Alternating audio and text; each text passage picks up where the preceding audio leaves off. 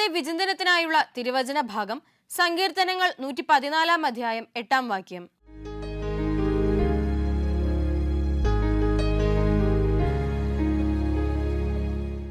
അവൻ പാറയെ ജലാശയവും തീക്കനലിനെ നീരുറവയും ആക്കിയിരിക്കുന്നു.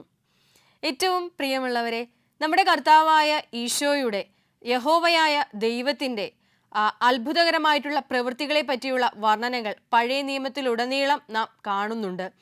പാറയെ ജലാശയമാക്കുവാനും തീക്കനലിനെ നീരുറവയാക്കി മാറ്റുവാനും കെൽപ്പുള്ള അത്രത്തോളം അത്ഭുതങ്ങൾ പ്രവർത്തിക്കുവാൻ സാധിക്കുന്നവൻ. നമ്മുടെ ജീവിതങ്ങളുമായി ബന്ധപ്പെടുത്തുമ്പോൾ അല്ലെങ്കിൽ നമ്മുടെ ജീവിതവുമായി ബന്ധപ്പെടുത്തി കൂട്ടി വായിക്കുമ്പോൾ ഇവിടെയൊക്കെയും നമ്മൾ പലപ്പോഴും അറിയാതെ പാറ പോലിരിക്കുന്ന നമ്മളുടെ ഹൃദയങ്ങളെ സ്നേഹത്തിൻ്റെ ലാഞ്ചന കൊണ്ട് അലിച്ചിറക്കുവാൻ അല്ലെങ്കിൽ അലിയിച്ചിറക്കുവാൻ സാധിക്കുന്ന ഒരു തമ്പുരാനാണ് നമുക്കുള്ളതെന്ന് മനസ്സിലാക്കാൻ സാധിക്കും. ഏത് നിസ്സാരമായിട്ടുള്ള കാര്യങ്ങളെയും വളച്ചൊടിക്കപ്പെടുന്ന ഈ ഒരു കാലഘട്ടത്തിൽ നാം ജീവിക്കുമ്പോൾ അവിടെയൊക്കെയും സത്യത്തിനോടൊപ്പം പാറ പോലെ ഉറച്ചു നിൽക്കേണ്ടടുത്ത് നിൽക്കുവാനും, എന്നാൽ അതൊരു ജലാശയമായി ഒഴുകേണ്ടടുത്ത് ആ ഹൃദയമാകുന്ന പാറയെ ഒഴുക്കുവാനും നമുക്ക് സാധിക്കണം. അങ്ങനെ സാധിക്കുവാൻ ഈ വചനം നമ്മെ സഹായിക്കുന്നുണ്ട്, നമ്മെ പഠിപ്പിക്കുന്നുണ്ട്. ഒപ്പം തന്നെ നാം ജ്വലിച്ചു നിൽക്കേണ്ടടുത്ത് നമ്മുടെ പ്രഭ മറ്റുള്ളവരിലേക്ക് എത്തുക തന്നെ വേണം. അങ്ങനെ തീക്കനലായി മാറേണ്ടടുത്ത് കനലായി മാറുവാൻ, മറ്റുള്ളവരുടെ ഹൃദയങ്ങളിലേക്ക് ആ ഒരു കനലിൻ്റെ നെരുപ്പോട് എരിയിച്ചിറക്കുവാൻ നമുക്ക് സാധിക്കണം. എന്നാലോ അതേസമയം മറ്റൊരു വശത്ത് നമ്മുടെ ജീവിതത്തിലെ സാഹചര്യങ്ങളിലേക്ക്, ദുർഘട വിധികളിലേക്കൊക്കെ നാം കടക്കുമ്പോൾ അവിടെയൊക്കെയും ഒരു നീരുറവ പോലെ മറ്റുള്ളവരുടെ ജീവിതത്തിലേക്ക് ഒഴുകി പരക്കുവാനും നമുക്ക് സാധിക്കണം. അതിന് ഈ വചനം നമ്മെ സഹായിക്കട്ടെ. വചനത്തെ നമുക്ക് കൂട്ടുപിടിക്കാം. വചന സമീക്ഷയുടെ ഈ ഒരു അധ്യായത്തിലേക്ക് എല്ലാ പ്രേക്ഷകർക്കും ഒരിക്കൽ കൂടി സ്വാഗതം. ഒരിക്കൽ ഒരു മുത്തശ്ശൻ തൻ്റെ പ്രിയപ്പെട്ട കൊച്ചുമകളെ, ചെറുമകളെ അരികിലേക്ക് വിളിക്കുകയാണ്. അവൾക്കാകട്ടെ അപ്പാപ്പനെന്ന് പറഞ്ഞാലോ അത്രയും ഇഷ്ടമാണ്, അത്രയും സ്നേഹമാണ്. എല്ലാത്തിനും ഒരുമിച്ച് കൂട്ടുകാരെ പോലെ സഞ്ചരിക്കുന്ന ഒരു മുത്തശ്ശനും ചെറുമകളും. അങ്ങനെ ഒരു ദിവസം ഈ ഒരു മുത്തശ്ശൻ തീരുമാനിക്കുകയാണ് മകൾക്ക് തന്നോടുള്ള ആ ഒരു സ്നേഹം പരിശോധിക്കണം. പിള്ള മനസ്സിൽ കള്ളമില്ല എന്നാണല്ലോ. അപ്പോൾ അവൾ എന്നെ അത്രയധികം സ്നേഹിക്കുന്നുണ്ടോ, അതോ ഞാൻ വാങ്ങി നൽകുന്ന മുട്ടായും അല്ലെങ്കിൽ അവൾക്കുള്ള ആവശ്യ സാധനങ്ങളും ഒക്കെ കണ്ടിട്ടാണോ അവൾ എന്നെ സ്നേഹിക്കുന്നത് എന്ന് ആ ഒരു വൃദ്ധൻ ചിന്തിക്കുകയാണ്. അങ്ങനെ ഒരിക്കൽ ഈ കുഞ്ഞിനെ അദ്ദേഹം അടുത്തേക്ക് വിളിക്കുകയാണ്. അരികിലേക്ക് കടന്നു വന്ന സമയത്ത് ഈ മുത്തശ്ശൻ അവളെ മടിയിലേക്ക് എടുത്തിരുത്തി ഓമനിക്കുന്നുണ്ട്. സ്നേഹത്തോടെ അവളുടെ നെറുകയിൽ ഉമ്മ വയ്ക്കുന്നുണ്ട്. എന്നിട്ട് അവളോട് ചോദിക്കുന്നുണ്ട്, എൻ്റെ പ്രിയപ്പെട്ട കുഞ്ഞെ, നിനക്ക് മുത്തശ്ശനെ എത്രത്തോളം ഇഷ്ടമാണ്? അപ്പോൾ അവളാകട്ടെ ഒരു നിമിഷം ചിന്തിച്ചിട്ട് അവളെ കൊണ്ട് സാധിക്കുന്ന അത്രയും കൈ അകത്തിയിട്ട് പറയുന്നുണ്ട്, എനിക്ക് അപ്പാപ്പനെ ഇത്രത്തോളം ഇഷ്ടമാണ്. അപ്പോൾ വീണ്ടും ചോദിക്കുന്നുണ്ട്, നിന്റെ അപ്പനെയാണോ അമ്മയാണോ നിനക്കിഷ്ടം? അപ്പോഴും ഈ കുഞ്ഞ് ഒരു നിമിഷം പോലും ചിന്തിക്കാതെ പറയുന്നുണ്ട്, എനിക്ക് എൻ്റെ അപ്പാപ്പനെയാണ് ഇഷ്ടം എന്നുള്ളത്. അപ്പോൾ ഈ വൃദ്ധന്റെ ഹൃദയം സന്തോഷത്താൽ തുള്ളിച്ചാടുകയാണ്. എന്നെ ഇത്രത്തോളം സ്നേഹിക്കുന്ന എൻ്റെ പൊന്നുമകൾ. എന്നിട്ട് വീണ്ടും പറയുന്നുണ്ട്, നിനക്ക് അപ്പാപ്പനെ അത്രത്തോളം ഇഷ്ടമാണെങ്കിലേ എൻ്റെ കുഞ്ഞിൻ്റെ കഴുത്തിൽ കിടക്കുന്ന ഈ മാലയില്ലേ, പപ്പ മേടിച്ചു തന്ന ഈ മാല ഊരി ഈ സമയം പൊട്ടിച്ച് കളയാവോ എന്ന് ചോദിക്കുകയാണ്. ഈ മാലയോടാണോ കൂടുതൽ സ്നേഹം അതോ അപ്പാപ്പനോടാണോ കൂടുതൽ സ്നേഹമെന്ന് അപ്പാപ്പന് അറിയണമല്ലോ എന്നുള്ളൊരു ചോദ്യം ഈ കുഞ്ഞിനോട് പറയുകയാണ്. ഒരു നിമിഷം ഇവൾ ചിന്തിക്കുന്നു. പിന്നീട് ഒരു നിമിഷം ഇവളുടെ കണ്ണിൽ കണ്ണുനീർ ഉറഞ്ഞുകൂടുന്നുണ്ട്. പിന്നെ എന്തായിരിക്കാം ഈ കുഞ്ഞ് ചെയ്തിട്ടുണ്ടാവുക? അത്രത്തോളം ആത്മബന്ധമുള്ള ഒരു മാലയായിരിക്കാം ഒരു പക്ഷേ അത് അവളുടെ പ്രിയപ്പെട്ട അപ്പൻ നൽകിയത്. എന്നിരുന്നാലും തൻ്റെ സ്നേഹത്തെ പ്രതി ആ ഒരു മാല പകരം നൽകുവാൻ ഈ കുഞ്ഞ് തയ്യാറാകുമോ? അതിൽ നിന്നും ഈ വൃദ്ധന് സന്തോഷിക്കുവാനുള്ള ഇട ലഭിക്കുമോ എന്നുള്ള കഥയിലേക്ക് നമുക്ക് മടങ്ങി വരാം. അതിനു മുൻപായി നമ്മുടെ ഇന്നത്തെ ഒന്നാമത്തെ കോളറിലേക്ക് പോയി വരാം. നമസ്കാരം, വചന സമീക്ഷയിലേക്ക് സ്വാഗതം. ആരാണ്? ഞാൻ അങ്കമാലിയിൽ നിന്നും അന്നാമ്മ ബേബി. ഓക്കെ, അന്നാമ്മ ആന്റി, വീട്ടിൽ ആരൊക്കെയുണ്ട്? ഞാനുണ്ട്, ഭർത്താവുണ്ട്, പിന്നെ 2 മക്കളുണ്ട്. അവരുടെ കല്യാണമൊക്കെ കഴിഞ്ഞു. എല്ലാരും സസന്തോഷം ജീവിക്കുന്നു അല്ലേ? കൃപയാൽ അങ്ങനെ പോണു മോളെ. ഓക്കെ, അപ്പൊ ആന്റി അറിയാലോ നമുക്ക് 4 ചോദ്യങ്ങളായിരിക്കും ഉണ്ടാവുക. നമുക്ക് ചോദ്യത്തിലേക്ക് കയറിയിട്ട് ബാക്കി വിശേഷങ്ങളിലേക്ക് വരാം. ഓക്കെ. അപ്പൊ ആന്റിക്ക് വേണ്ടിയിട്ടുള്ള ഒന്നാമത്തെ ചോദ്യം ഇതാണ്: ജനതകളെ ചവിട്ടി മെതിക്കുവാനും അവരുടെ രക്തം നിലത്ത് വീഴ്ത്താനും അവനെ പ്രേരിപ്പിച്ചത് എന്താണ്?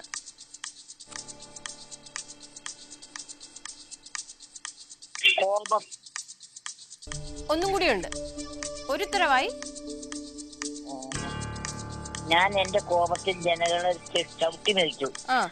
എന്റെ കോപത്തിൽ അവരെ കടുപ്പിച്ചു. അവരുടെ രക്തം ഞാൻ നിലത്ത് വീഴ്ത്തി. അതാണ് ഉത്തരം. അപ്പം ശരി ഉത്തരമാണ്. കൺഗ്രാറ്റുലേഷൻസ്. ഓക്കെ. ഉത്തരം ഇങ്ങനെയാണ്, അവന്റെ കോപവും ക്രോധവും. ക്രോധം തരില്ലല്ലോ മോനെ. അത് ബൈബിളിൽ വരുന്ന വേർഡിങ്സിൽ ഉണ്ടാവുന്ന മാറ്റമാ, കുഴപ്പമില്ല. ഓക്കെ. ഇപ്പൊ രണ്ടാമത്തെ ചോദ്യം ഇതാണ്, എന്തുകൊണ്ടാണ് യഹോവ ഇസ്രായേൽ ജനതയുടെ മേൽ സകല നന്മകളും ചൊരിഞ്ഞത്? എന്തുകൊണ്ടാണ് യഹോവ ഇസ്രായേൽ ജനതയുടെ മേൽ സകല നന്മകളും ചൊരിഞ്ഞത്? സ്നേഹാർദ്ദമായ ദയയുടെ സമർപ്പിക്ക് തക്കവണ്ണം ഇസ്രായേൽ ജനത്തിന്റെ മേൽ ചൊരിഞ്ഞ നന്മയ്ക്ക് തക്കവണ്ണം ഞാൻ യഹോവയെ കുറിച്ച് പ്രസ്താവിക്കുകയും പ്രകീർത്തിക്കുകയും ചെയ്യും. ശരി ഉത്തരമാണ്, കൺഗ്രാറ്റുലേഷൻസ്. ഓക്കെ. ഉത്തരം ഇങ്ങനെയാണ്, അവന്റെ കരുണയും ദയയും. ഓക്കെ. അപ്പോ 2 ചോദ്യങ്ങള് പറഞ്ഞിട്ടുണ്ട്, ഉത്തരം ശരിയാക്കിയിട്ടുണ്ട്. ഈ സന്തോഷത്തില് നമുക്കൊരു പാട്ട് പാടിയാലോ? പാട്ട് പാടാലോ? അല്ല, പാട്ട് പാടിയില്ല എന്നുണ്ടെങ്കിൽ വചനം പങ്കുവെച്ചാൽ മതി, ആർക്ക് ഇഷ്ടമുള്ളത് ചെയ്യാം. ഞാൻ ഇവിടെ അടുത്ത് നടന്ന ഒരു സംഭവം പറഞ്ഞാലോ? പറഞ്ഞോളൂ. ഇവിടെ അടുത്തൊരു അമ്മച്ചി ഉണ്ടായിരുന്നു, 90 വയസ്സ്. ഈ അമ്മച്ചിക്ക് 20 ലക്ഷം രൂപയുടെ സ്വത്തുള്ള അമ്മച്ചിയാ. ആ അമ്മച്ചി ഇങ്ങനെ വയ്യാതെ കിടപ്പിലായി കഴിഞ്ഞപ്പോ ഇവിടെ ഞങ്ങൾ യാക്കോബായക്കാരാ ഈ വീട്ടുകാര്. ആ അമ്മച്ചിയുടെ താലി എന്ന് പറഞ്ഞാൽ പള്ളിക്ക് കൊടുക്കാനതാ. ഈ മകൻ എന്ത് വിചാരിച്ചു, ഇതിപ്പോ താലി എടുത്തുന്ന അർത്ഥം വിറ്റു. പിന്നെ കമ്മലുണ്ടായിരുന്നു, ആ കമ്മലും എടുത്ത് വിറ്റു. പിന്നെ ഇപ്പൊ ഈ അമ്മച്ചി മരിക്കണേക്ക് ഒരാഴ്ച മുമ്പ് അമ്മച്ചിയോട് ഈ മകൻ ചോദിക്കാണ്, അമ്മ ഇവിടെ അടുത്തൊരാള് മരിച്ചതിന് 40,000 രൂപ, അമ്മ മരിച്ചാൽ എന്ത് ചെയ്യുമെന്ന്. ഇത്രയും കാശ് വേണ്ടേ? അപ്പൊ അങ്ങനെ ഈ അമ്മച്ചി മാനസികമായിട്ട് ഒരുപാട് വിഷമിച്ച് അതിന്റെ മൂത്ത മോളെ വിളിച്ചു പറഞ്ഞപ്പോ മൂത്ത മോള് അതിന്റെ മോനെ വിളിച്ചു പറഞ്ഞു, മോനെ അമ്മ ഇങ്ങനെ കരയാണല്ലോ എന്ന് പറഞ്ഞപ്പോ പറഞ്ഞു, ആ കൊച്ചു പറഞ്ഞു, അമ്മ ഒരു കാരണവശാലും വിഷമിക്കണ്ട, അമ്മ ഞങ്ങളെ നോക്കി, ഇനി ഞങ്ങള് അമ്മേനെ നോക്കൂന്ന് പറഞ്ഞു. ഇന്ന് എത്ര സ്വത്തുണ്ടായാലും മക്കള് ഇങ്ങനെയൊക്കെയാണ് ആ കാരണന്മാരെ നോക്കണേ. അങ്ങനെ ആ അമ്മച്ചി മരിച്ചു. ആ അമ്മച്ചിയുടെ കാര്യങ്ങൾ എല്ലാവരും ഭയങ്കര ദുഃഖിതയായിരുന്നു. എന്ന് വെച്ചിട്ടുണ്ടെങ്കിൽ ഇത്ര സ്വത്തുള്ള അമ്മച്ചി അവസാനം ഒരു പട്ടിയെ പോലെ ആയിപ്പോയി. കാരണം ഈ ഒരു മകൻ മുഖാന്തരം. അതെ. നമ്മുടെ ചുറ്റുപാടിലൊക്കെ നടക്കുന്ന ഇങ്ങനെ തന്നെയാണ് സ്നേഹബന്ധങ്ങളെല്ലാം.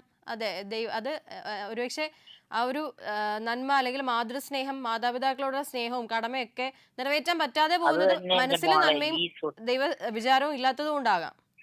അതെ. തീർച്ചയായിട്ടും ആന്റി ഇപ്പൊ പറഞ്ഞ ഈ ഒരു സംഭവം നമ്മുടെ ജീവിതമായിട്ട് ബന്ധപ്പെടുത്തി ഇങ്ങനെ സംഭവങ്ങൾ കേൾക്കുമ്പോൾ, പ്രത്യേകിച്ച് നമ്മുടെ വചന സമീക്ഷയിലൂടെ പങ്കുവെക്കുമ്പോൾ, അതും ഇത് കേട്ടുകൊണ്ടിരിക്കുന്നവർക്ക് വലിയൊരു പാഠമാണ്, മാതൃകയാണ്. നമ്മൾ എങ്ങനെയാണ് സ്നേഹിക്കേണ്ടത്, സ്നേഹം കൊടുത്തില്ലെങ്കിൽ നമുക്ക് എന്ത് സംഭവിക്കും എന്നുള്ളത്. അതെ. ഇത് തന്നെ നിങ്ങൾ അളക്കാതെ അതുകൊണ്ട് ദൈവം അളന്നു തരുന്ന ബൈബിൾ പറയുന്നേ. അതെ. അപ്പോ സ്നേഹം കൊണ്ട് നമുക്ക് അളക്കാം, അപ്പോ നമുക്കും സ്നേഹം കൊണ്ട് അളന്ന് കിട്ടും. ഓക്കെ, നമുക്ക് ബാക്ക് ടു നമ്മുടെ ക്വസ്റ്റ്യൻസ് ആണ്. 3ാമത്തെ ചോദ്യത്തിലേക്ക് പോയാലോ?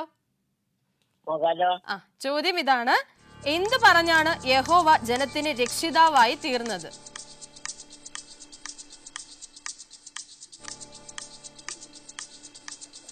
എന്ത് പറഞ്ഞാണ് യഹോവ ജനത്തിന് രക്ഷിതാവായി തീർന്നത്? ക്വസ്റ്റ്യൻ ക്ലിയർ അല്ലേ ആന്റി? അവരുടെ പീഡനങ്ങളിലൊക്കെയും അവൻ പീഡിപ്പിക്കപ്പെടും.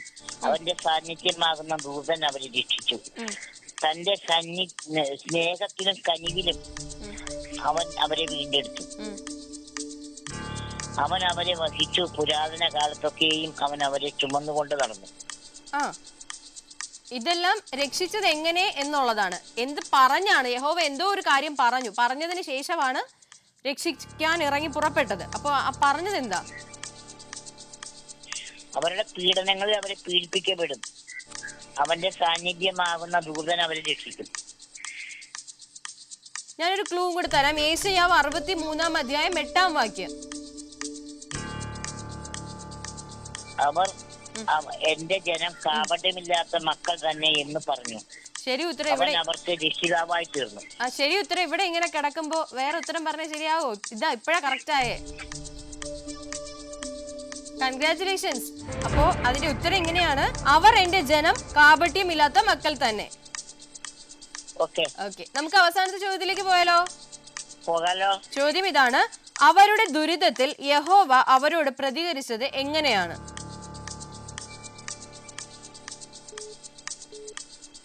അവരുടെ ദുരിത പറഞ്ഞോളൂ. അവന്റെ സാന്നിധ്യമാകുന്ന ഭൂതൻ അവരെ രക്ഷിച്ചു. തന്റെ സ്നേഹത്തിനും കനിവിനും അവൻ അവരെ വീണ്ടെടുത്തു. അവൻ അവരെ വഹിച്ചു. പുരാതന കാലത്തൊക്കെയും അവൻ അവരെ ചുമന്നുകൊണ്ട് നടന്നു. ശരി ഉത്തരം. കൺഗ്രാറ്റുലേഷൻസ്. ഓക്കെ, ഉത്തരം ഇങ്ങനെയാണ്: അവരെ രക്ഷിച്ചു, അവരെ വീണ്ടെടുത്തു, അവരെ വഹിച്ചു, അവരെ ചുമന്നുകൊണ്ട് നടന്നു. ഓക്കെ ഓക്കെ, അപ്പൊ 4 ചോദ്യങ്ങൾക്ക് ശരി ഉത്തരം നൽകിയിട്ടുണ്ട്. Okay okay okay. അപ്പൊ thank you aunty, thank you so much. ഇനിയും വിളിക്കാം കേട്ടോ. Okay okay Reshmi. Okay okay, thank you aunty. അപ്പോൾ അന്നാമ്മ ആന്റി ആയിരുന്നു നമ്മളോടൊപ്പം കോളിൽ ഉണ്ടായിരുന്നത്. എല്ലാ ചോദ്യങ്ങൾക്ക് ശരി ഉത്തരവൊക്കെ നൽകി ആ ഒരു കുടുംബത്തിനെയും ആന്റിയെ ഒക്കെ നമുക്ക് സമർപ്പിച്ച് പ്രാർത്ഥിക്കാം. നല്ലൊരു ദിവസങ്ങൾ, അല്ലെങ്കിൽ ഇനിയുള്ള ദിവസങ്ങൾ മനോഹരമാകട്ടെ എന്ന് ആത്മാർത്ഥമായിട്ട് പ്രാർത്ഥിക്കുന്നു. നമ്മുടെ കഥയിലേക്ക് മടങ്ങി വരാം. ചെറുമകളോട് അപ്പാപ്പൻ ചോദിച്ച ചോദ്യമാണ്, നിന്റെ കഴുത്തിൽ നീ ഏറ്റവും ഇഷ്ടപ്പെടുന്ന നിന്റെ അപ്പൻ സമ്മാനമായി നൽകിയ ഈ മാല ഈ നിമിഷം പൊട്ടിച്ച് കളയുവോ, അല്ലെങ്കിൽ എൻ്റെ കയ്യിലേക്ക് തന്ന് പൊട്ടിക്കാവോ എന്ന് ചോദിക്കുകയാണ്. അപ്പോൾ ഒരു നിമിഷം കുഞ്ഞിൻ്റെ കണ്ണ് നിറയുന്നുണ്ട്, അവൾ ചിന്തിക്കുന്നുണ്ട്. പക്ഷെ എന്നിരുന്നാലും മറ്റൊന്നും ചിന്തിക്കാതെ പിന്നീട് ഒരു നിമിഷം അപ്പാപ്പൻ്റെ മുഖത്ത് തന്നെ നോക്കിക്കൊണ്ട് നിറകണ്ണുകളോടുകൂടി കഴുത്തിലേക്ക് കൈവച്ച് ആ മാല വലിച്ചു പൊട്ടിക്കുകയാണ്. ആ വൃദ്ധനും ഒരു നിമിഷം ഞെട്ടിപ്പോകുന്നുണ്ട്. എന്ത് തന്നെ ആയാലും അവളിൽ നിന്നൊരു ഉത്തരം പ്രതീക്ഷിച്ചു, ഞാൻ ഈ നിമിഷം പൊട്ടിക്കാം അപ്പാപ്പ എന്നുള്ളത്. പക്ഷേ അവളത് പൊട്ടിക്കുകയാണ് ചെയ്തത്. ഒരു ചോദ്യമോ പറച്ചിലോ അല്ലെങ്കിൽ ഒരു പരാതിയോ ഇല്ലാതെ ആ കുഞ്ഞ് ഒരു പരിഭവവും കൂടാതെ അപ്പാപ്പനോട് തൻ്റെ സ്നേഹം പ്രകടിപ്പിക്കാനായിട്ട് ആ മാല വലിച്ചു പൊട്ടിക്കുകയാണ്. അപ്പോൾ ഈ വൃദ്ധൻ അവളെ മാറോട് അടക്കി പിടിക്കുന്നുണ്ട്. ആ ഒരു സമയം അപ്പാപ്പൻ അവളെ കെട്ടിപ്പിടിച്ച് അല്ലെങ്കിൽ പുണർന്ന ആ ഒരു നിമിഷത്തിൽ ഈ കുഞ്ഞ് ഉറക്കെ വലിയ വായിൽ നിലവിളിച്ച് കരയുന്നുണ്ട്. അപ്പോൾ അവളെ ആശ്വസിപ്പിക്കാനായിട്ട് ഈ അപ്പാപ്പനാകട്ടെ അവളുടെ തോളിലും തട്ടുന്നുണ്ട്. അപ്പാപ്പൻ ചോദിക്കുന്നു, കുഞ്ഞെ നീ എന്തിനാ വലിച്ചു പൊട്ടിച്ച്? അപ്പാപ്പനൊന്ന് ചെറുതായിട്ട് എൻ്റെ കുഞ്ഞിനെ പരീക്ഷിച്ചതല്ലേ, പിന്നെ നീ എന്തിനാ കരയുന്നത്? എൻ്റെ കുഞ്ഞ് കരയല്ലേ എന്ന് പറഞ്ഞ് അവളെ ആശ്വസിപ്പിക്കുന്നുണ്ട്. അപ്പാപ്പൻ മുട്ടായി മേടിച്ചു തരാം, മധുര പലഹാരങ്ങൾ മേടിച്ചു തരാം എന്നൊക്കെ പറഞ്ഞ് ആശ്വസിപ്പിക്കുന്നുണ്ട്. അപ്പോൾ ആ കുഞ്ഞ് ഉറക്കെ കരഞ്ഞുകൊണ്ട് പറയുന്നുണ്ട്, മാല പോട്ടെ, മാല പൊക്കോട്ടെ എന്നുള്ളത്. അപ്പോഴും ഈ വൃദ്ധന് മനസ്സിലാകുന്നില്ല ഇവൾ എന്താ ഈ പറയുന്നത്. വീണ്ടും ആ കുഞ്ഞ് ഇത് തന്നെ ആവർത്തിച്ചുകൊണ്ടിരിക്കുകയാണ്, മാല പൊക്കോട്ടെ എന്നുള്ളത്. അപ്പോൾ ഈ വൃദ്ധൻ വീണ്ടും ചോദിക്കുന്നു, എന്തിനാ കുഞ്ഞ് നീ ഇത് തന്നെ പറഞ്ഞ് കരയുന്നത്? അപ്പോൾ ആ കുഞ്ഞ് നൽകിയ മറുപടി അദ്ദേഹത്തിന്റെ കണ്ണുകളെ ഈറനണിയിപ്പിച്ചതായിരുന്നു. എന്തായിരിക്കും ആ മറുപടി? അത്രത്തോളം വികാരനിർഭരമായിട്ടുള്ള ആ മറുപടി എന്തായിരിക്കും എന്നുള്ളതിലേക്ക് നമുക്ക് മടങ്ങി വരാം. അതിനു മുൻപായി നമ്മുടെ രണ്ടാമത്തെ കോളറിലേക്ക് പോയി വരാം. നമസ്കാരം, വചന സമീക്ഷയിലേക്ക് സ്വാഗതം. ആരാണ്? എന്റെ പേര് ബോബി എന്നാണ്. നേറ്റിങ്ങൽ ബോബി അങ്കിൾ, വീട്ടിൽ ആരൊക്കെയുണ്ട്? എന്റെ അച്ഛനമ്മയും ഞാന് അനിയത്തി മക്കളെ മാത്രമല്ല, എന്റെ ഭാര്യയില്ല. ഓക്കെ, അപ്പൊ അങ്കിളെ അറിയാലോ, നമുക്ക് 4 ചോദ്യങ്ങളായിരിക്കും ഉണ്ടാവുക. ചോദ്യങ്ങളിലേക്ക് കയറിയാലോ? അങ്കിളിന് വേണ്ടിയിട്ടുള്ള ഒന്നാമത്തെ ചോദ്യം ഇതാണ്: ഞങ്ങളുടെ അകൃത്യങ്ങൾ നിമിത്തം യഹോവ നമ്മിൽ നിന്ന് മറച്ചിരിക്കുന്നത് എന്താണ്? നിന്റെ മുഖം ഞങ്ങൾ കാണാതെ വനം നീ മറച്ചു വെച്ചു. അതെ, അതാണ് ഉത്തരം. ശരി ഉത്തരം. കൺഗ്രാറ്റുലേഷൻസ്. ഉത്തരം ഇങ്ങനെയാണ്, അവന്റെ മുഖം. ഇനി നമുക്ക് രണ്ടാമത്തെ ചോദ്യത്തിലേക്ക് പോകാം. ചോദ്യം ഇതാണ്: ഞങ്ങളെ എല്ലാവരെയും മെനയുന്ന യഹോവയുടെ കയ്യിൽ നാം എല്ലാവരും ആരാണ്?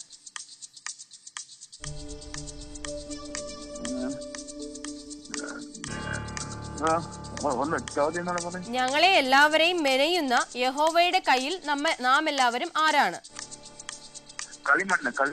അതാണ് ഉത്തരം. ശരി ഉത്തരം. കൺഗ്രാറ്റുലേഷൻസ്. ഉത്തരം ഇങ്ങനെയാണ്, കളിമണ്ണ്. ഓക്കെ, ഇപ്പൊ 2 ചോദ്യങ്ങൾക്ക് ഉത്തരം നൽകിയിട്ടുണ്ട്. അപ്പൊ ഇന്ന് നമ്മുടെ പ്രേക്ഷകർക്ക് വേണ്ടിയിട്ട് പാട്ട് പാടുക എന്താ ചെയ്യുന്നത്? വചനം പറയുവാണോ? എന്താ ചെയ്യുന്നത് ഇന്ന് ചെയ്യുന്നത്? ഓക്കെ, എന്നാ പിന്നെ പാട്ട് പാടിക്കോളൂങ്ങളെ.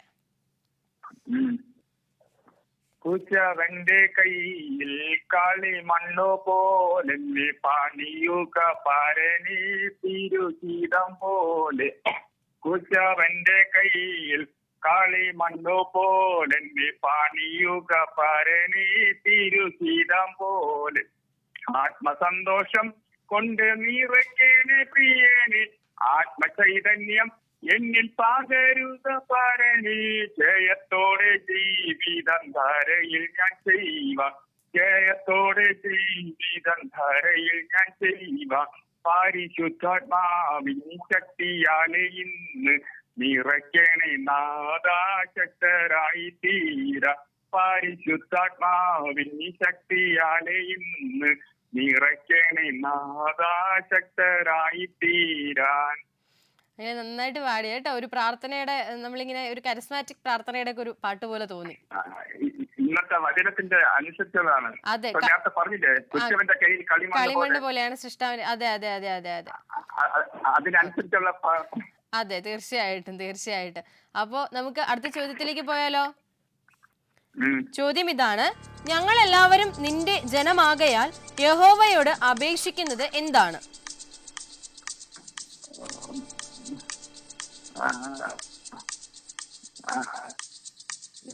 യഹോവേ, നീ ഞങ്ങളുടെ പിതാവ്, നീ ഞങ്ങളെ കളിമണ്ണും നീ ഞങ്ങളെ ബലഹീനനാക്കുന്നു. ഞങ്ങളെല്ലാവരും നിന്റെ കൈപ്പണി അത്രേ. യഹോവേ, ഉഗ്രമായി കോപിക്കരുത്, അകൃത്യം എന്നേക്കും ഓർക്കരുത്. അയ്യോ, കടാക്ഷിക്കണമേ, ഞങ്ങൾ എല്ലാവരും നിന്റെ ജനമല്ലോ. ശരി ഉത്തരമാണ്. കൺഗ്രാറ്റുലേഷൻസ്. ഉത്തരം ഇങ്ങനെയാണ്, യഹോവയോടുള്ള അപേക്ഷയാണ്. അപ്പൊ ഉത്തരം ഇങ്ങനെയാണ്: ഞങ്ങളോട് ഉഗ്രമായി കോപിക്കരുതേ, അകൃത്യം എന്നേക്കും ഓർക്കരുതേ, ഞങ്ങളെ കടാക്ഷിക്കണമേ. അപ്പൊ നമുക്ക് നാലാമത്തെ ചോദ്യത്തിലേക്ക് പോകാം. ചോദ്യം ഇതാണ്: നിന്റെ വിശുദ്ധ നഗരങ്ങളായ സിയോനും യെരൂശലേമും എന്തായി തീർന്നിരിക്കുന്നു? നിർജ്ജന പ്രദേശം. എന്നിട്ട് വേറൊരു സ്ഥലം കൂടിയുണ്ട്. സിയോൻ മരുഭൂമിയും യെരൂശലേം നിർജ്ജന പ്രദേശമായിത്തീർന്നു. ശരി ഉത്തരം. കൺഗ്രാറ്റുലേഷൻസ്. ഒരു വചനം കൂടെ പറയട്ടെ. അതിന്റെ ഉത്തരം ഒന്ന് പറയട്ടെ. ഉത്തരം ഇങ്ങനെയാണ്: മരുഭൂമിയും നിർജ്ജന പ്രദേശവും. ഓക്കെ, ഇനി വചനം പറഞ്ഞോളൂ. അവനവൻ ശരീരത്തിൽ ഇരിക്കുമ്പോൾ ചെയ്തത് നല്ലതാകിലും തീയതാകിലും അതിന് തക്കവണ്ണം പ്രാപിപ്പാൻ നാം ഓരോരുത്തരും ക്രിസ്തുവിന്റെ ന്യായാസനത്തിന് മുമ്പായി വെളിപ്പെടേണ്ടതാകുന്നു. അതെ, ഓക്കെ. ഇത് ഓക്കെ. അപ്പൊ വചനവും പങ്കുവെച്ചിട്ടുണ്ട്. ഇപ്പൊ സന്തോഷമായില്ലേ? Okay uncle. അപ്പൊ ഇനിയും വചന സമീക്ഷയിലേക്ക് വിളിക്കാം കേട്ടോ. Okay, thank you uncle. Thank you so much. ഇപ്പോൾ ബോബി അങ്കിളായിരുന്നു നമ്മളോടൊപ്പം കോളിൽ ഉണ്ടായിരുന്നത്. നമുക്ക് വേണ്ടി വചനം പങ്കുവച്ചു, ഒരു ഗാനമൊക്കെ ആലപിച്ചു. അപ്പം അങ്കിളിനും അങ്ങളുടെ ഒരു കുടുംബത്തിലെ അസ്വസ്ഥതകളെയും ഒക്കെ സമർപ്പിച്ച് പ്രാർത്ഥിക്കാം.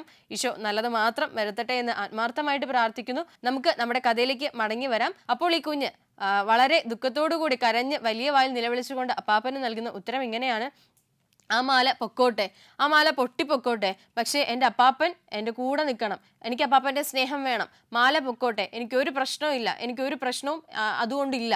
എൻ്റെ പപ്പ മേടിച്ച് തന്നതാ, പക്ഷേ ഇനി എനിക്ക് എൻ്റെ പപ്പ മേടിച്ച് തരുമല്ലോ, എനിക്ക് അപ്പാപ്പനെ മാത്രം മതി എന്ന് പറഞ്ഞ് ആ വൃദ്ധൻ്റെ കഴുത്തിലേക്ക് ഒട്ടിച്ചേർന്നിരുന്ന് ആ വൃദ്ധൻ്റെ കഴുത്തിടുക്കിലേക്ക് മുഖമമർത്തി അവൾ കരയുകയാണ്. ഇത് കേട്ട് അദ്ദേഹത്തിൻ്റെ കണ്ണുകളും നിറയുന്നുണ്ട്. എന്തിന് നിഷ്കളങ്കമായിട്ടുള്ള ഈ ഒരു കുഞ്ഞിൻ്റെ സ്നേഹത്തെ ഞാൻ പരീക്ഷിച്ചു എന്നുള്ളൊരു തിരിച്ചറിവിലേക്ക്, ഒരു ബോധത്തിലേക്ക് ഈ വൃദ്ധൻ വരുന്നുണ്ട്. 2 ആഴ്ച കഴിഞ്ഞ് അവളുടെ പിറന്നാൾ ദിനത്തിൽ കൃത്യം രാത്രി 12 മണിയായപ്പോൾ അവളുടെ വാതിലിൽ അപ്പനും അമ്മയ്ക്കും ഒപ്പം ചേർന്ന് കിടന്നുറങ്ങുന്ന ഈ കുഞ്ഞിൻ്റെ വാതിലിലേക്ക് മുട്ടി ആ വൃദ്ധൻ ഇവളെ ഉറക്കത്തിൽ നിന്ന് എഴുന്നേൽപ്പിക്കുകയാണ്. കണ്ണും തിരുമ്മി എണീറ്റ് വന്ന കുഞ്ഞിൻ്റെ കയ്യിലേക്കാകട്ടെ അദ്ദേഹം നൽകുന്നത് ഒരു വർണ്ണക്കടലാസിൽ പൊതിഞ്ഞ ഒരു പെട്ടിയും. സന്തോഷത്തോടുകൂടി ആകാംക്ഷയോടുകൂടി അത് തുറന്നു നോക്കുന്നതിന് പകരം അപ്പാപ്പൻ്റെ അടുത്തേക്ക് ചാഞ്ഞുകൊണ്ട്, അപ്പാപ്പൻ ഇതെനിക്കൊന്ന് പൊട്ടിച്ച് തരുവോ, ഇതെനിക്കൊന്ന് തുറന്നു തരുവോ എന്ന് അവൾ ചോദിക്കുന്നുണ്ട്. അപ്പോൾ അത് സന്തോഷത്തോടു കൂടി തുറന്നു കൊടുത്ത വൃദ്ധൻ അവൾക്ക് പകരമായി നൽകിയതാകട്ടെ അന്ന് പൊട്ടിപ്പോയതിനേക്കാൾ മനോഹരമായിട്ടുള്ള ഒരു രത്നമാലയായിരുന്നു. അതും അപ്പൻ്റെയും അമ്മയുടെയും കൈകളിലേക്ക് ഏൽപ്പിച്ചിട്ട് ഈ അപ്പാപ്പൻ്റെ അടുത്തേക്ക് ഓടിച്ചേർന്ന് അടുക്കുകയാണ് ആ ഓമനക്കുഞ്ഞ് ചെയ്തത്. അപ്പോൾ ഈ കഥയിൽ നിന്നും എന്താണ് നമുക്ക് മനസ്സിലായത്, അല്ലെങ്കിൽ എന്തായിരിക്കാം സന്ദേശം എന്നുള്ള ഒരു തലത്തിലേക്ക് നമുക്ക് മടങ്ങി വരാം. അതിനു മുൻപായി നമ്മുടെ 3ാമത്തെ കോളറിലേക്ക് പോകാം. നമസ്കാരം, വചന സമീക്ഷയിലേക്ക് സ്വാഗതം. ആരാണ്?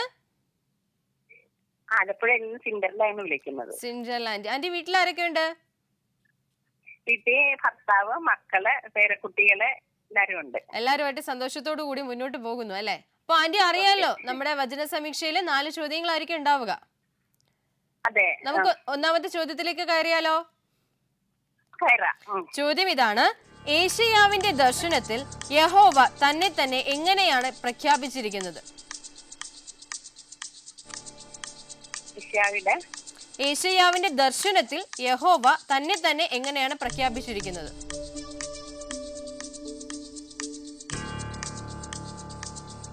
ക്വസ്റ്റ്യൻ ക്ലിയർ അല്ലേ?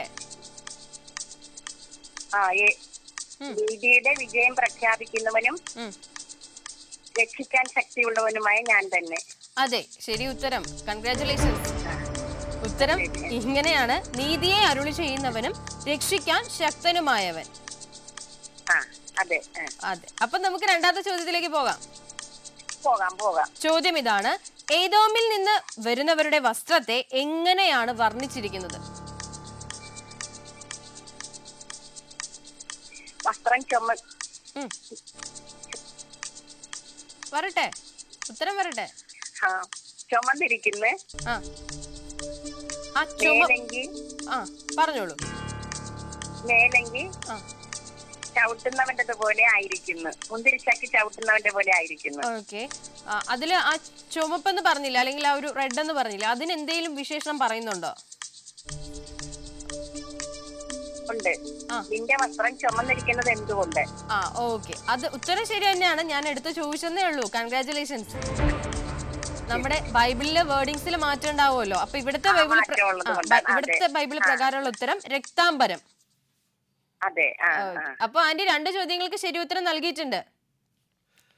ഒരു വചനം പങ്കുവെക്കാവോ?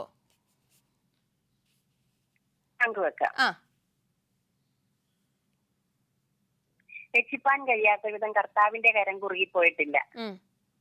കേൾക്കാൻ കഴിയാത്ത വിധം അവിടുത്തെ കാതുകൾക്ക് മാന്യം സംഭവിച്ചിട്ടില്ല. അതെ. ഓക്കെ, റഫറൻസോ? ഇതിന്റെ റഫറൻസ് ഓർമ്മയുണ്ടോ? ഏത്? അത് ജനം പ്രാർത്ഥിച്ചിട്ട് ജനങ്ങളുടെ പാപം കൊണ്ടാണ് നമുക്ക് ഇത് തമ്പുരാൻ കേൾക്കാത്തത്. ഓക്കെ. അപ്പോ രക്ഷിക്കാൻ കഴിയാത്ത വിധം കർത്താവിന്റെ കാര്യം കുറുകി പോയിട്ടില്ല. ആ ഒരു രക്ഷ ജീവിതത്തിൽ ലഭിക്കട്ടെ എന്ന് ആത്മാർത്ഥമായിട്ട് പ്രാർത്ഥിക്കുന്നു കേട്ടോ. അപ്പൊ നമുക്ക് മൂന്നാമത്തെ ചോദ്യത്തിലേക്ക് പോകാം. ചോദ്യം ഇതാണ്: നട കൊള്ളുന്നവനോട് പ്രവാചകൻ ചോദിക്കുന്ന ചോദ്യം എന്തായിരുന്നു? നട കൊള്ളുന്നവനോട് പ്രവാചകൻ ചോദിക്കുന്ന ചോദ്യം എന്തായിരുന്നു? മുന്തിരിച്ചക്ക് ഞാൻ ഒറ്റയ്ക്ക് ചവിട്ടി, ജനതകളിൽ ആരും എന്നോടൊപ്പം ഉണ്ടായിരുന്നില്ല. എന്റെ കോപത്തിന് ഞാൻ അവരെ ചവിട്ടി. അത് ചോദ്യമായിട്ടുണ്ട് അതിനകത്ത്. ആന്റി നേരത്തെ ഒരു ഉത്തരത്തിൽ അത് പറഞ്ഞിട്ടുണ്ടായിരുന്നു, ഒരു ചോദ്യമായിട്ട്. ആ പ്രവാചകൻ ചോദിക്കുന്ന ചോദ്യങ്ങൾ എന്തൊക്കെയായിരുന്നു?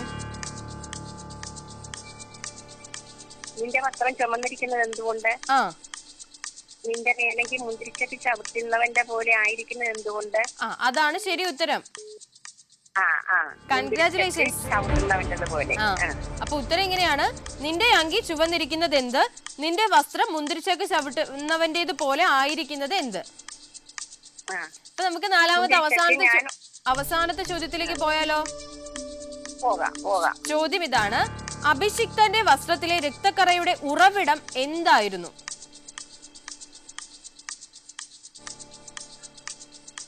അഭിഷിക്തന്റെ വസ്ത്രത്തിലെ രക്തക്കറയുടെ ഉറവിടം എന്തായിരുന്നു? മുന്തിരിച്ചക്ക് ഞാൻ ഒറ്റയ്ക്ക് ചവിട്ടി, ജനതകളിൽ ആരും എന്നോടൊപ്പം ഉണ്ട്. എന്റെ കോപത്തിൽ ഞാൻ അവരെ ചവിട്ടി, ക്രോധത്തിൽ ഞാൻ അവരെ മെതിച്ചു. അവരുടെ ജീവരക്തം എന്റെ മേലെങ്കിൽ തെറിച്ചു. ശരി ഉത്തരം. കൺഗ്രാറ്റുലേഷൻസ്. ഉത്തരം ഇങ്ങനെയാണ്: കോപത്തിൽ അവരെ ചവിട്ടിയപ്പോഴും ക്രോധത്തിൽ അവരെ മെതിച്ചു കളഞ്ഞപ്പോഴും അവരുടെ രക്തം തെറിച്ചു വീണു. അത് തെറിച്ചു വീണത് കൊണ്ടാണ് രക്തവർണ്ണമായത്. അതെ. അപ്പൊ ഇപ്പൊ 4 ചോദ്യങ്ങളും ഭയങ്കര കണക്റ്റഡ് ആയിരുന്നു അല്ലേ? ഓക്കെ. പക്ഷെ എന്ത് തന്നെ ആയാലും ആ ഒരു കണക്ഷൻ ഉത്തരത്തിലും കിട്ടി. 4 ചോദ്യങ്ങൾക്ക് ശരി ഉത്തരം നൽകിയിട്ടുണ്ട്. കൺഗ്രാറ്റുലേഷൻസ്. Okay aunty. ഓക്കെ, അപ്പൊ ഇനിയും വിളിക്കാം. Thank you so much. നമ്മളോടൊപ്പം ഉണ്ടായിരുന്നത് സിൻഡ്രല്ല ആന്റി ആയിരുന്നു. അപ്പോൾ ആന്റി വളരെ സന്തോഷത്തോടു കൂടി നമ്മളോട് ഉത്തരങ്ങളൊക്കെ പങ്കുവച്ചു. നല്ലൊരു വീട്ടമ്മയാണ്, നല്ലൊരു കുടുംബിനിയാണ്. അത് അത്രത്തോളം സന്തോഷകരമായിട്ടുള്ള നമ്മുടെ സംസാരത്തിൽ നിന്ന് തന്നെ മനസ്സിലായി. ആൻറ്റിക്കും കുടുംബത്തിനും ഒക്കെ വേണ്ടിയിട്ട് നമുക്ക് പ്രാർത്ഥിക്കാം. നമുക്ക് നമ്മുടെ കഥയുടെ അവസാനത്തിലേക്ക്, നമ്മുടെ ഈ ഒരു അധ്യായത്തിൻ്റെ അവസാനത്തിലേക്ക് കൂടി മടങ്ങി വരാം. ഈ കുഞ്ഞും അപ്പാപ്പനും തമ്മിലുള്ള ബന്ധം, ഏറ്റവും പ്രിയമുള്ളവരെ, പലപ്പോഴും ഈ അപ്പാപ്പനെ പോലെ നമ്മളും ആ ഒരു ചോദ്യങ്ങൾ പലരോടും ചോദിക്കാറുണ്ട്, അല്ലെങ്കിൽ ഉള്ളിലെങ്കിലും മനസ്സിലെങ്കിലും ചിന്തിക്കാറുണ്ട്. പലരുടെയും സ്നേഹത്തെ നമ്മൾ ചോദ്യം ചെയ്യാറുണ്ട്. നീ എന്നെ സ്നേഹിക്കുന്നുണ്ടോ എന്നുള്ള ചോദ്യം. വിശുദ്ധ ഗ്രന്ഥത്തിലും പുതിയ നിയമത്തിൽ നമ്മൾ ഈ ചോദ്യം കാണുന്നുണ്ട്. ഈശോ ചോദിക്കുന്നു, നീ എന്നെ സ്നേഹിക്കുന്നുണ്ടോ എന്നുള്ളത്. ഈശോ ചോദിച്ചത് നല്ലൊരു അർത്ഥത്തിലായിരുന്നുവെങ്കിൽ നാം ചോദിക്കുന്നത് നല്ലൊരു അർത്ഥത്തിലാകണം എന്നില്ല എപ്പോഴും. കാരണം നമ്മളെല്ലാവരും സ്വാർത്ഥരാണ്. നമ്മുടെ ബന്ധങ്ങളിൽ, നമ്മുടെ കൂട്ടുകാരിൽ, നമ്മുടെ മാതാപിതാക്കളിൽ, നമ്മുടെ സഹോദരങ്ങളിൽ, നമ്മുടെ കുടുംബജീവിതങ്ങളിൽ, മക്കളിൽ ഒക്കെയും, നമ്മുടെ സമ്പത്തിൽ ഒക്കെയും നമ്മൾ സ്വാർത്ഥരാണ്. അത്തരത്തിലുള്ള സ്വാർത്ഥത ഉടലെടുക്കുമ്പോഴാണ് ഇത്തരത്തിലുള്ള ചോദ്യങ്ങൾ ഉണ്ടാകുന്നത്. എന്നെ മാത്രം സ്നേഹിക്കണം, എന്നെ മാത്രമേ കരുതാകൂ, ഞാൻ മാത്രമായിരിക്കണം ലോകം എന്നുള്ള നിബന്ധനകൾ സ്നേഹത്തിനിടയിലേക്ക് കടന്നു വരുമ്പോൾ അവിടെയാണ് ഇത്തരത്തിലുള്ള ചോദ്യങ്ങൾ ഉണ്ടാവുക. പക്ഷേ നമ്മളോട് ഈ ചോദ്യം ചോദിക്കുന്നവർക്ക് ആ കുഞ്ഞിനെ പോലെ നിഷ്കളങ്കതയോടുകൂടി എന്തിനേക്കാൾ അധികമായും ഞാൻ നിന്നെ സ്നേഹിക്കുന്നു, എനിക്ക് എൻ്റെ മുന്നിൽ പ്രതിബന്ധങ്ങളില്ലാതെ ഞാൻ നിന്നെ സ്നേഹിക്കുന്നു എന്ന് പറയുവാൻ നമുക്ക് സാധിക്കണം. അങ്ങനെ നമ്മളോട് ചോദ്യം ചോദിക്കുന്നവരോട് കുഞ്ഞിനെ പോലെ ആകുവാനും മറ്റുള്ളവരോട് ആ ഒരു അപ്പാപ്പൻ കാണിച്ച പോലെ ധാർഷ്ട്യത്തിൽ അല്ലെങ്കിൽ അത്രയും സ്വാർത്ഥതയിൽ ഒരു ചോദ്യം ചോദിക്കാതിരിക്കുവാനും നമുക്ക് പരിശ്രമിക്കാം. അങ്ങനെയെങ്കിൽ സ്നേഹം കൊണ്ട് കെട്ടിപ്പടുക്കുവാൻ, നമ്മുടെ ജീവിതത്തെ മനോഹരമാക്കുവാൻ, മറ്റുള്ള ജീവിതങ്ങളിലേക്ക് പ്രകാശം പകരുവാൻ നമുക്ക് സാധിക്കും. അതിന് ഈ ഒരു കഥയും ഈ കുഞ്ഞിൻ്റെ ആ ഒരു മറുപടിയും ഒക്കെ നമ്മുടെ ഹൃദയങ്ങളിൽ ഉറഞ്ഞു കിടക്കട്ടെ. വചനസമീക്ഷയുടെ ഈ ഒരു അധ്യായം ഇവിടെ പൂർണ്ണമാകുന്നു. പുതിയൊരു അധ്യായത്തിൽ നമുക്ക് വീണ്ടും കണ്ടുമുട്ടാം. നന്ദി, നമസ്കാരം.